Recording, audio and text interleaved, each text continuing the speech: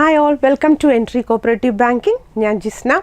അപ്പോൾ CSEBയുടെ നോട്ടിഫിക്കേഷൻ എല്ലാം വന്നു, എല്ലാവരും അപ്ലിക്കേഷൻ അയച്ചു എന്ന് വിചാരിക്കുന്നു, പഠിച്ചു തുടങ്ങിയെന്നും വിചാരിക്കുന്നു. അപ്പോൾ നമ്മുടെ CSEBയുടെ ബാങ്കിങ്ങിൻ്റെ ഇമ്പോർട്ടൻ്റ് ആയിട്ടുള്ള ഒരു ടോപ്പിക്കായിട്ടുള്ള ഡിഫറൻഷിയേറ്റഡ് ബാങ്ക്സ് ആണ് നമ്മളിന്നിവിടെ ഡിസ്കസ് ചെയ്യാൻ പോകുന്നത്. ഓക്കെ, അപ്പോൾ എന്താണ് ഡിഫറൻഷിയേറ്റഡ് ബാങ്ക്സ്? നിങ്ങൾ പലതരത്തിലുള്ള ബാങ്കുകളെ പറ്റി കേട്ടിട്ടുണ്ടാവില്ലേ? റീജിയണൽ റൂറൽ ബാങ്ക്സ് ഉണ്ട്, പിന്നെന്താ പബ്ലിക് സെക്ടർ ബാങ്ക്സ് ഉണ്ട്, പ്രൈവറ്റ് സെക്ടർ ബാങ്ക് ഉണ്ട്, കോപ്പറേറ്റീവ് ബാങ്ക്സ് ഉണ്ട്, അങ്ങനെ പലതരത്തിലുള്ള ബാങ്കുകളെ പറ്റി കേട്ടിട്ടുണ്ട്. അപ്പോൾ എന്താണ് ഈ ഡിഫറൻഷിയേറ്റഡ് ബാങ്ക്സ്? എന്തിനു വേണ്ടിയിട്ടാണ് തുടങ്ങിയത്?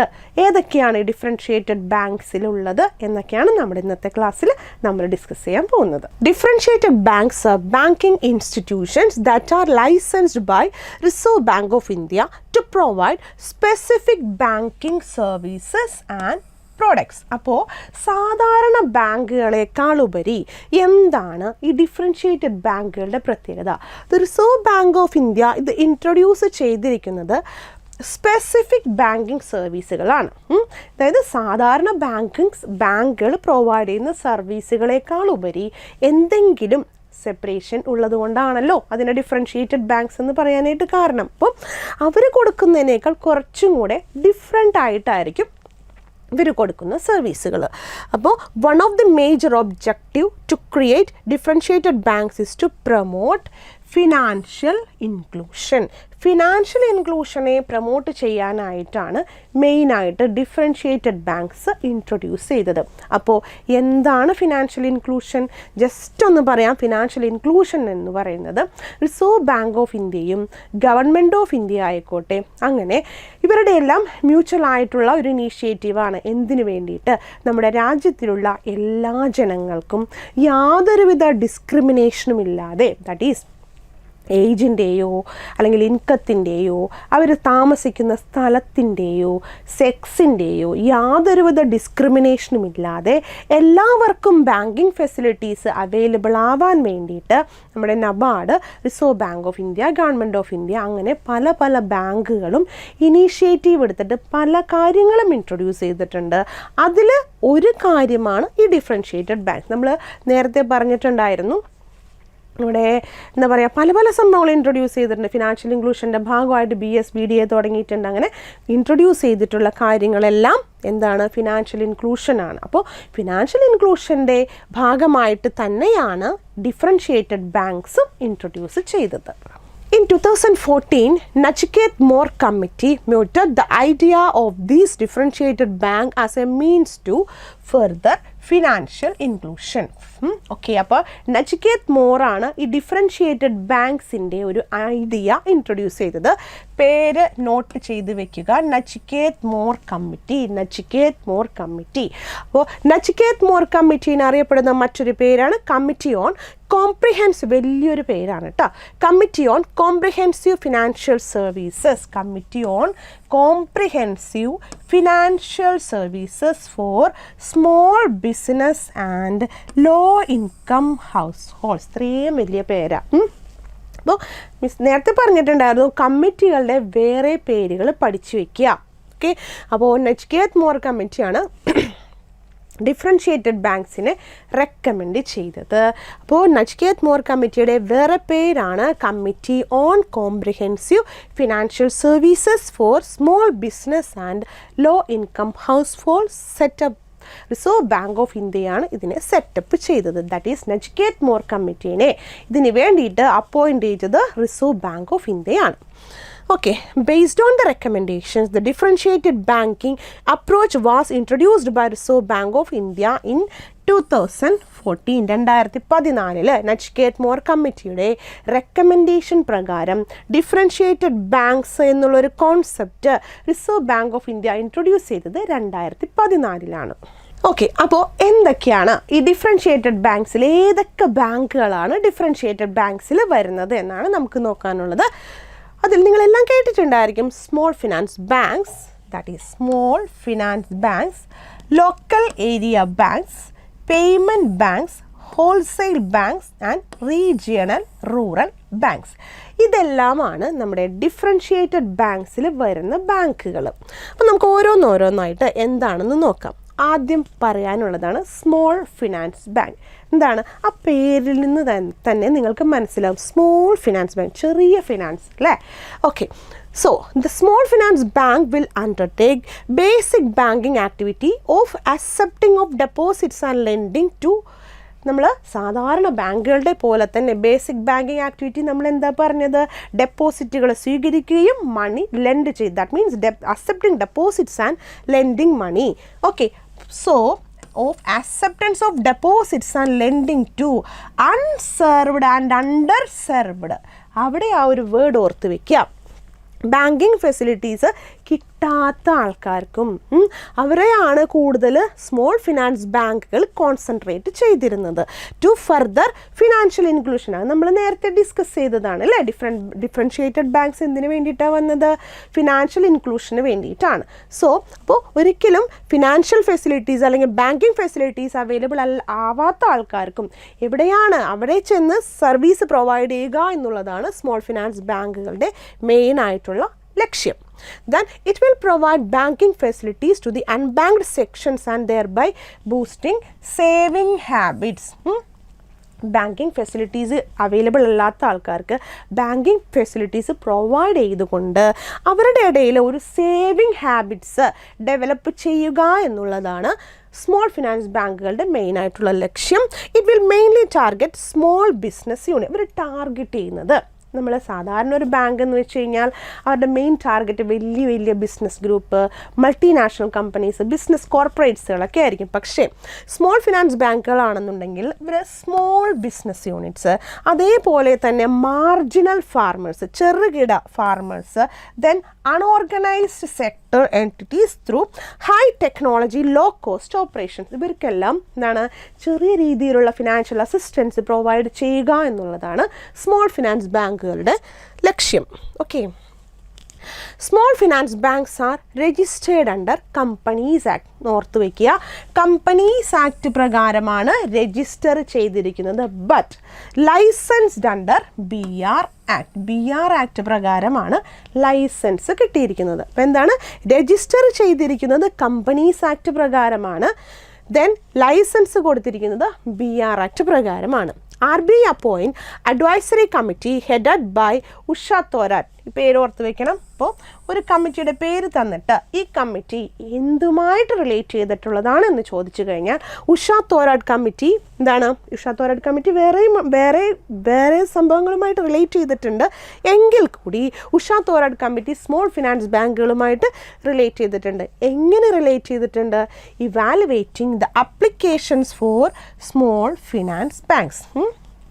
സ്മോൾ ഫിനാൻസ് ബാങ്കുകൾ തുടങ്ങാനായിട്ട് Reserve bank of India initiative എടുത്തപ്പോൾ ധാരാളം ആൾക്കാർ അതിനുള്ള അപ്ലിക്കേഷൻസ് വെച്ചിട്ടുണ്ടായിരുന്നു. അപ്പോൾ അതിനെ ഇവാലുവേറ്റ് ചെയ്യാൻ വേണ്ടിയിട്ട് അപ്പോയിൻ്റ് ചെയ്തതാണ് ഉഷ തോരാട്ട് കമ്മിറ്റീനെ. ഉഷ തോരാട്ട് എന്ന് പറയുന്നത് നമ്മുടെ റിസർവ് ബാങ്ക് ഓഫ് ഇന്ത്യയുടെ മുൻപത്തെ ഒരു ഗവർണറായിരുന്നു. ദെൻ അപ്പോൾ ഉഷ തോരാട്ട് കമ്മിറ്റി ഇതിന് വേണ്ടിയിട്ട് ഒരു റിലേഷൻ കൊണ്ടുവന്നിട്ടുള്ള എന്താണ്, അപ്ലിക്കേഷൻസിന് ഇവാലുവേറ്റ് ചെയ്തു. Then on 17th September 2015 RBI give licence to 10 entities to establish small finance bank. 2017 Reserve bank of India 10 എൻറ്റിറ്റീസിന് എന്തിനുള്ള അപ്ലിക്കേഷൻ കൊടുത്തു, സ്മോൾ ഫിനാൻസ് ബാങ്കുകൾ തുടങ്ങാനുള്ള പെർമിഷൻ കൊടുത്തു. മിനിമം ക്യാപിറ്റൽ റിക്വയർമെൻറ്റ്, അപ്പോൾ ഒരു സ്മോൾ ഫിനാൻസ് ബാങ്ക് തുടങ്ങണമെന്നുണ്ടെങ്കിൽ അതിൻ്റെ മിനിമം ക്യാപിറ്റൽ എന്ന് പറയുന്നത് 200 കോടി രൂപയാണ്. 200 കോടി രൂപ ചോദിച്ചിട്ടുള്ള ക്വസ്റ്റ്യനാണ് 200 crore.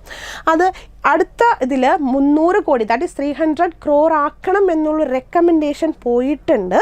അതിതുവരെ ഇംപ്ലിമെൻറ്റ് ചെയ്തിട്ടില്ല കേട്ടോ. അപ്പോൾ സ്മോൾ ഫിനാൻസ് ബാങ്കിൻ്റെ ക്യാപിറ്റൽ എത്രയാണെന്ന് ചോദിച്ച് കഴിഞ്ഞാൽ ഓർത്ത് വയ്ക്കുക 200 crore. Okay, then accepting deposits, disbursing small loans, sell insurance products are the operations undertaken by small finance bank. എന്താണ്, ഡെപ്പോസിറ്റുകൾ സ്വീകരിക്കുക, ലോണുകൾ പ്രൊവൈഡ് ചെയ്യുക, ഇൻഷുറൻസ് പ്രോഡക്ട്സ് വിൽക്കുക. ഇതാണ് മെയിനായിട്ട് സ്മോൾ ഫിനാൻസ് ബാങ്കുകൾ കണ്ടക്ട് ചെയ്യുന്ന operations. First small finance bank ആണ് കേട്ടോ, സേവിങ്സ് ബാങ്ക് എന്നാണ് ഇവിടെ കൊടുത്തിരിക്കുന്നത്. Small finance bank in India is capital small finance bank. First ഇന്ത്യയിൽ ആദ്യത്തെ സ്മോൾ ഫിനാൻസ് ബാങ്ക് ഏതാണെന്ന് ചോദിച്ചു കഴിഞ്ഞാൽ ക്യാപിറ്റൽ സ്മോൾ ഫിനാൻസ് ബാങ്ക് ആണ്.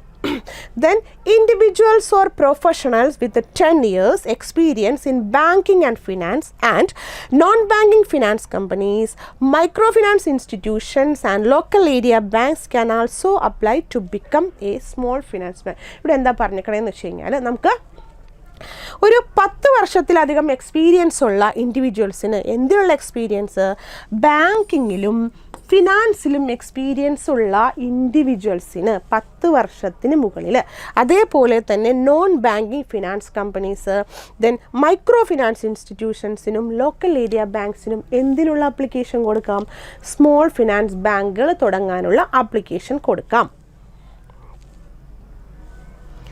There is no limit for deposit from the customers and they are eligible to lend money to the public. കസ്റ്റമേഴ്സിൻ്റെ കയ്യിൽ നിന്നും deposit സ്വീകരിക്കുന്നതിന് limit ഇല്ല. There is no limit. എത്ര വേണമെന്നുണ്ടെങ്കിലും കസ്റ്റമേഴ്സിൻ്റെ കയ്യിൽ നിന്നും സ്മോൾ ഫിനാൻസ് ബാങ്കുകൾക്ക് ഡെപ്പോസിറ്റ്സ് ആക്സെപ്റ്റ് ചെയ്യാം.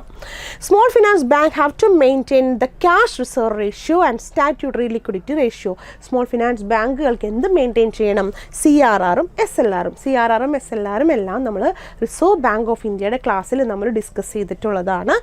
ഓക്കെ, അപ്പോൾ ഇത്രയാണ് സ്മോൾ ഫിനാൻസ് ബാങ്കുകളെ പറ്റി പഠിക്കാനുള്ളത്. അതിൽ നിങ്ങൾ കേട്ടിട്ടുണ്ടാവും ഇസാഫ് ബാങ്ക് അല്ലേ? എന്താണ് ഇസാഫ് ബാങ്ക്? ഇസാഫ് എന്ന് പറയുന്നത് evangelical social action forum. Full form ഓർത്ത് വയ്ക്കുക, ഇവാഞ്ചലിക്കൽ സോഷ്യൽ ആക്ഷൻ ഫോറം ആണ് ഇസാഫ്. ഇന്ത്യയിൽ നമ്മുടെ കേരളത്തിലെ സ്മോൾ ഫിനാൻസ് ബാങ്ക് ഏതാണെന്ന് ചോദിച്ചു കഴിഞ്ഞാൽ ദാറ്റ് ഈസ് ഇസാഫ്. ഇസാഫ് വന്നത് ഹെഡ് ക്വാർട്ടേഴ്സ് തൃശ്ശൂരാണ്. 2018 ഇസാഫ് വന്നത്. ഇവാഞ്ചലിക്കൽ സോഷ്യൽ ആക്ഷൻ ഫോറം ഇതാണ് കേരളത്തിലെ സ്മോൾ ഫിനാൻസ് ബാങ്കാണ് ഇസാഫ്. ഹെഡ് ക്വാർട്ടേഴ്സ് തൃശ്ശൂരാണ്. ESAF was a non banking finance company and micro finance institutions licensed by Reserve bank of India. That is ESAF തുടങ്ങിയ സമയത്ത് അതൊരു മൈക്രോ ഫിനാൻസ് ഇൻസ്റ്റിറ്റ്യൂഷൻ ആയിരുന്നു. പിന്നീടാണ് സ്മോൾ ഫിനാൻസ് ബാങ്കായിട്ട് ഇത് കൺവേർട്ട് ചെയ്തത്. Okay, It became Small Finance Bank in March 2017. March 2017 ഇത് small finance bank ആയിട്ട് convert ചെയ്തത് and started operating in January 2018. Operation start ചെയ്തത് 2018. ദെൻ ഇസാഫിൻ്റെ ടാഗ് ലൈൻ എന്ന് പറയുന്നത് joy of banking. Joy of banking ആണ്. ഇതിങ്ങനെ എടുത്ത് പറയാനായിട്ട് കാരണം കഴിഞ്ഞ CSEB എക്സാമിന് കഴിഞ്ഞതിൻ്റെ മുമ്പത്തേലൊക്കെ ചോദിക്കാം നമുക്ക് എന്താണ് ഒരു ടാഗ് ലൈൻ തന്നിട്ട് അത് ഏത് ബാങ്കിൻ്റെ ആണെന്ന് ചോദിച്ചു കഴിഞ്ഞാൽ അത് നമുക്ക് മനസ്സിലാക്കണം. ഓക്കെ, അപ്പോൾ അത്രയേ ഉള്ളൂ നമുക്ക് സ്മോൾ ഫിനാൻസ് ബാങ്കുകളെ പറ്റി പഠിക്കാനായിട്ട്. ഓക്കെ, ദ നെക്സ്റ്റ് വൺ രണ്ടാമത്തെ വരുന്നതാണ് payment bank. Okay, payment banks are special types of banks created by the Reserve Bank of India. Special types of banksil വരുന്ന രണ്ടാമത്തെ വിഭാഗമാണ് എന്ത്, payment banks. Payment banks in India are not authorized to issue credit or loans to their customers. Note this point. നമ്മൾ small finance ബാങ്കുകളിൽ എന്താ പഠിച്ചത്, the can lent മണി അല്ലേ, deposit accept ചെയ്യുകയും ചെയ്യാം, മണി ലെൻഡ് ചെയ്യുകയും സ്മോൾ ഫിനാൻസ് ബാങ്കുകൾക്ക് ചെയ്യാം.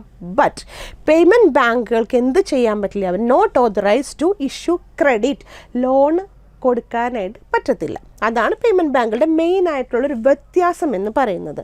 Payment banks however are allowed to accept the restricted deposit of up to 2 lakhs. അതേപോലെ മറ്റൊരു പ്രത്യേകത എന്താണ്, കസ്റ്റമേഴ്സിൻ്റെ കയ്യിൽ നിന്നും ഡെപ്പോസിറ്റ് സ്വീകരിക്കാം but maximum of 2 lakhs rupees. ഇപ്പം എന്താ സ്മോൾ ഫിനാൻസ് ബാങ്കിൽ നമ്മളൊരു പോയിന്റ് പറഞ്ഞിട്ടുണ്ടായിരുന്നു, റെസ്ട്രിക്ഷൻസ് ഇല്ലയെന്ന്. കസ്റ്റമേഴ്സിൻ്റെ കയ്യിൽ നിന്നും എത്ര പൈസ വേണമെന്നുണ്ടെങ്കിലും ഡെപ്പോസിറ്റായിട്ട് സ്വീകരിക്കാം.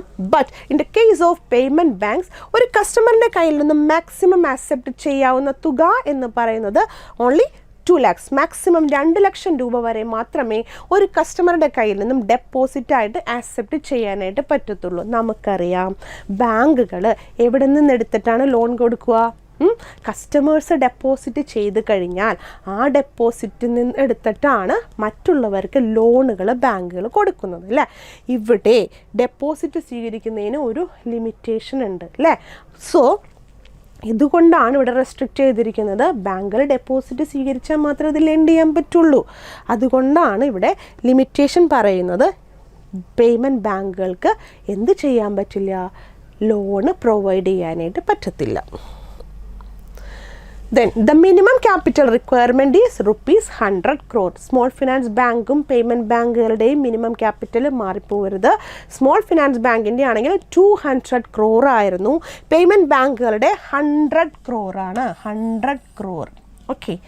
Then after successful operations of 5 years, a payment bank can be converted into small finance bank. Payment ബാങ്കുകൾ 5 വർഷം സക്സസ് ആയിട്ട് വർക്ക് ചെയ്തിട്ടുണ്ടെങ്കിൽ വേണമെങ്കിൽ it can be converted into a small finance bank. വേണമെങ്കിൽ അതൊരു സ്മോൾ ഫിനാൻസ് ബാങ്കായിട്ട് കൺവേർട്ട് ചെയ്യാം. On 5th January 2022, RBI grants scheduled bank status to Bharati Airtel Payment Bank. 2022 Reserve bank of India Bharti Airtel payment ബാങ്കിന് എന്ത് പദവി കൊടുത്തു? Scheduled bank ആയിട്ടുള്ളൊരു പദവി കൊടുത്തിട്ടുണ്ട്. ദെൻ പേയ്മെൻറ്റ് ബാങ്കുകളുടെ മറ്റൊരു പ്രത്യേകതയാണ് maintains A minimum 75% of deposit in government bond. Payment ബാങ്കുകളുടെ ഡെപ്പോസിറ്റിൻ്റെ 75% എവിടെ ചെയ്യണമെന്നാണ് പറഞ്ഞിട്ടുള്ളത്? ഗവൺമെൻറ് ബോണ്ടുകൾ. And maximum of 25% with other scheduled commercial bank. 25% maximum എവിടെ? ഷെഡ്യൂൾഡ് കൊമേഴ്സ്യൽ ബാങ്കുകളിലും ചെയ്യണം എന്നുള്ളതാണ് നമുക്ക് പറയുന്നത്. അപ്പോൾ അത്രയേ ഉള്ളൂ പേയ്മെൻറ്റ് ബാങ്കുകളിൽ. ദെൻ ഹോൾസെയിൽ ബാങ്കിങ് നമ്മുടെ മൂന്നാമത്തെ കാറ്റഗറിയിൽ വരുന്നതാണ് ഹോൾസെയിൽ ബാങ്ക്സ്. ഇതും നമ്മുടെ ഡിഫറൻഷ്യേറ്റഡ് ബാങ്ക്സിൽ ഡിസ്കസ് ചെയ്യുന്നതാണ്. Wholesale banking refers to banking services sold to large clients such as other banks, other financial institutions, government agencies, large corporations and real estate developers. ചുരുക്കി പറഞ്ഞു കഴിഞ്ഞാൽ ഹോൾസെയിൽ ബാങ്കിങ്ങിൽ കോൺസെൻട്രേറ്റ് ചെയ്യുന്നത് ഒന്നുകിലും മറ്റ് ബാങ്കായിരിക്കും, അല്ലാന്നുണ്ടെങ്കിൽ വലിയ ഫിനാൻഷ്യൽ ഇൻസ്റ്റിറ്റ്യൂഷൻസ്. കണ്ടോ, financial institutions, government agencies, large corporations, real estate developers, വലിയ ഡീലിങ്സ് ആയിരിക്കും അവിടെ നടത്തുന്നുണ്ടാവുക. Okay, it is the opposite of retail banking. നമ്മൾ റീറ്റെയിൽ ബാങ്കിങ് തുടക്കത്തിൽ പഠിച്ചിട്ടുണ്ടായിരുന്നു. റീറ്റെയിൽ ബാങ്കിങ്ങിൽ അവർ കോൺസെൻട്രേറ്റ് ചെയ്യുന്നത് which focuses on individual clients and small business. Retail ബാങ്കിങ്ങിൽ മെയിനായിട്ട് ഫോക്കസ് ചെയ്യുന്നത് ഇൻഡിവിജ്വൽ കൺസ്യൂമേഴ്സിനെയാണ്. സോ ജസ്റ്റ് ഓപ്പോസിറ്റാണ് ഹോൾസെയിൽ ബാങ്കിങ്. അവിടെ ടാർഗറ്റ് ചെയ്യുന്നത് വലിയ ബിസിനസ് കമ്പനീസ്, ബിസിനസ് കോർപ്പറേറ്റ്സിനൊക്കെ ആയിരിക്കും. So wholesale banking services include currency conversion, working capital financing, large trade transaction, mergers and acquisition, consultancy and underwriting among other. ഇത്രയാണ് wholesale ബാങ്കിങ്ങിൽ conduct ചെയ്യുന്ന activities. Wholesale banking handles large amount of money and big financial deals. Wholesale banking faces bigger financial risk. മറ്റ് ബാങ്കുകളെ അപേക്ഷിച്ച് wholesale ബാങ്കുകൾക്ക് risk കൂടുതലാണ്. എന്തുകൊണ്ടാണ്? Due to large loans and complex deals and follow strict rules. വലിയ എമൗണ്ടുകളുടെ dealings ഉള്ളത് കൊണ്ട് തന്നെ മറ്റുള്ള ബാങ്കുകളേക്കാൾ കൂടുതൽ റിസ്ക് ഫേസ് ചെയ്യേണ്ട ബാങ്കുകളാണ് wholesale banks. Then local area banks, labs. Local area banks are small private banks under the banking system in India which provide a financial intermediation service in a limited area of operation, primarily in rural and semi-urban areas. Local area banks, differentiated banks-il varuna mattoru vibhagamaanu local area banks. Iru main aayittu target ചെയ്തിരിക്കുന്നത് rural areas-ilum semi-urban areas-ilum ആയിരിക്കും. Central government announced formation of labs in August 1996. 1996 ഇതിൻ്റെ ഒരു initiative വന്നത്. They are non-scheduled banks with area of operation a maximum of 3 continuous district. 3 അടുപ്പിച്ചിട്ടുള്ള ഡിസ്ട്രിക്റ്റിന് കൂടിയിട്ട് ഒരൊറ്റ bank. ആ ഒരു കോൺസെപ്റ്റിലാണ് local area banks നിലവിൽ വന്നത്. ഒന്നാമത്തെ കാര്യം, ലോക്കൽ ഏരിയ ബാങ്ക്സ് വലിയ കാര്യമായിട്ടാണ് തുടങ്ങിയത് എങ്കിലും റിസർവ് ബാങ്ക് ഓഫ് ഇന്ത്യ പ്രതീക്ഷിച്ച പോലെ ഒരു സക്സസ് അവിടെ ഉണ്ടായില്ല. തുടങ്ങിയ സമയത്ത് ധാരാളം അപ്ലിക്കേഷനൊക്കെ കിട്ടി, കുറേ ലോക്കൽ ഏരിയ ബാങ്ക്സിനുള്ള അപ്ലിക്കേഷൻ കിട്ടി. 10 എണ്ണത്തിന് മാത്രമാണ് ലോക്കൽ ഏരിയ ബാങ്ക്സിനാണ് reserve bank of India sanction കൊടുത്തത്. ബട്ട് അൺഫോർച്ചുനേറ്റ്ലി ഇപ്പോൾ നമ്മുടെ ഇന്ത്യയിൽ ആകെ ഒരേ ഒരു ലോക്കൽ ഏരിയ ബാങ്ക്സ് ആണ് നിലവിലുള്ളത്. ഓക്കെ, അപ്പോൾ local area banks are registered as A public limited company. നമ്മൾ നേരത്തെ പറഞ്ഞതായിരുന്നു സ്മോൾ ഫിനാൻസ് ബാങ്കിൻ്റെ കേസിൽ പബ്ലിക് ലിമിറ്റഡ് കമ്പനി ആയിട്ടാണ് രജിസ്റ്റർ ചെയ്തിട്ടുള്ളത്, but licensed as per BR Act. Okay, the minimum paid up capital requirements is 5 crore. 5 കോടി രൂപയാണ് minimum capital requirement, out of which promoters including their family contribution should not exceed 40%. അവരുടെ promoters അല്ലെങ്കിൽ family contributions maximum എത്രയാവാൻ പാടുള്ളൂ? 40%, 40% ആണ് ആവാൻ പാടുള്ളൂ. Okay, അപ്പോൾ ഇത്രയാണ് നമുക്ക് എന്തിൽ വരുന്നത് ഡിഫറൻഷിയേറ്റഡ് ബാങ്ക്സിൽ നമ്മൾ ഡിസ്കസ് ചെയ്തൊക്കെയാണ്. Small finance banks, payment banks, then wholesale banks, local area banks. ഒരെണ്ണം കൂടെ നമ്മൾ പറഞ്ഞിട്ടുണ്ടായിരുന്നു regional rural banks. Regional rural ബാങ്ക്സിൻ്റെ ക്ലാസ് നമ്മൾ ഡീറ്റെയിൽ ആയിട്ട് എൻട്രി കോപ്പറേറ്റീവ് ബാങ്കിങ്ങിൻ്റെ ഇതിൽ കിടക്കുന്നുണ്ട്, നിങ്ങൾ ക്ലാസ്സുകൾ കാണാം. ഓക്കെ,